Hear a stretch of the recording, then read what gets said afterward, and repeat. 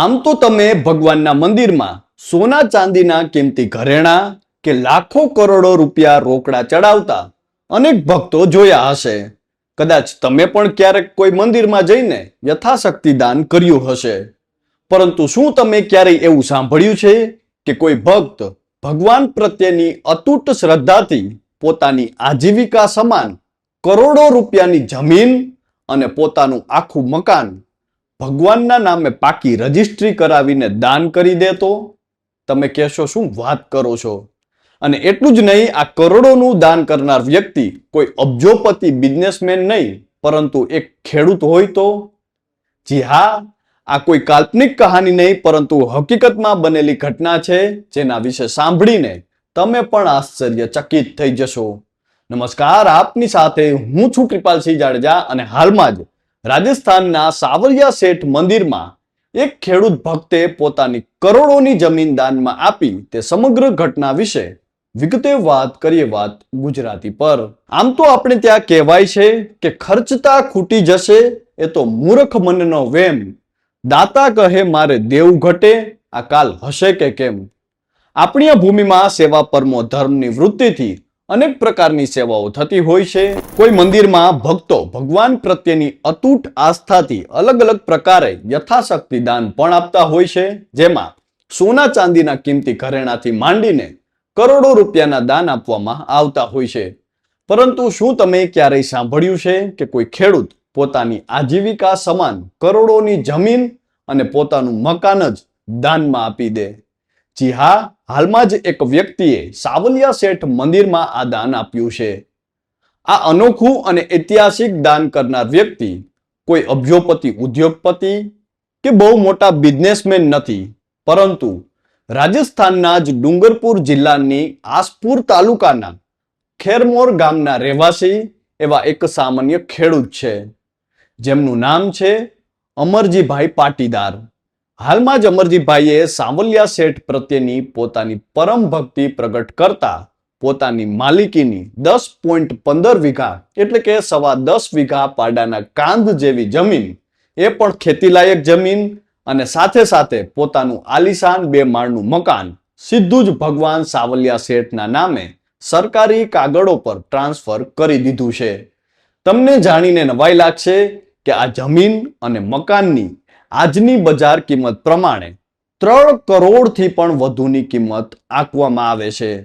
અમરજીભાઈએ Chittorgarh sub registrar ઓફિસમાં જઈને કાયદાકીય પ્રક્રિયા પૂર્ણ કરી તમામ પાકા દસ્તાવેજો મંદિર પ્રશાસનને સોંપી દીધા છે. તેઓ ઈચ્છે છે કે આ જગ્યા પર કાં તો ગાયો માટે એક ભવ્ય ગૌશાળા અથવા ગરીબોના કલ્યાણ માટે કોઈ સામાજિક કાર્ય થાય. મહત્વનું છે કે અમરજીભાઈ પાટીદાર એ એક સામાન્ય ખેડૂત છે અને સાથે જ પરિવારમાં તેઓ એકલા જ રહે છે, કારણ કે વર્ષ 2012માં તેમના પિતાનું અને વર્ષ 2023માં તેમના માતાનું અવસાન થયું હતું. માતા પિતાની નિસ્વાર્થ સેવાના કારણે તેમણે પોતાના લગ્ન પણ નથી કર્યા, એટલે કે તેઓ પરિવારમાં સાવ એકલા જ છે. ભગવાન શ્રી કૃષ્ણ પ્રત્યે બાળપણથી જ અનન્ય આસ્થા ધરાવતા અમરજીભાઈએ વર્ષ 2015-16માં જ સંકલ્પ કરી લીધો હતો કે તેઓ પોતાની તમામ સંપત્તિ ભગવાન સાવલિયા શેઠના ચરણોમાં સમર્પિત કરી દેશે. ખેડૂત અમરજીભાઈની જમીન હાલ તેમાં 30 જેટલા મોટા વૃક્ષો આંબાના આવેલા છે, જેના પર દર વર્ષે પુષ્કળ કેરીઓ પણ આવે છે.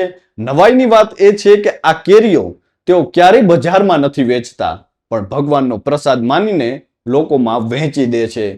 હવે જ્યારે જમીન મંદિરના નામે થઈ ગઈ છે, ત્યારે તેમણે પ્રશાસન સમક્ષ એક એવી ઈચ્છા વ્યક્ત કરી છે કે આ પવિત્ર ભૂમિ પર ભવિષ્યમાં કોઈ ભવ્ય ગૌશાળાનું નિર્માણ કરવામાં આવે, અથવા તો આ જગ્યાનો ઉપયોગ સામાજિક અને ગરીબ કલ્યાણના કાર્યો માટે કરવામાં આવે.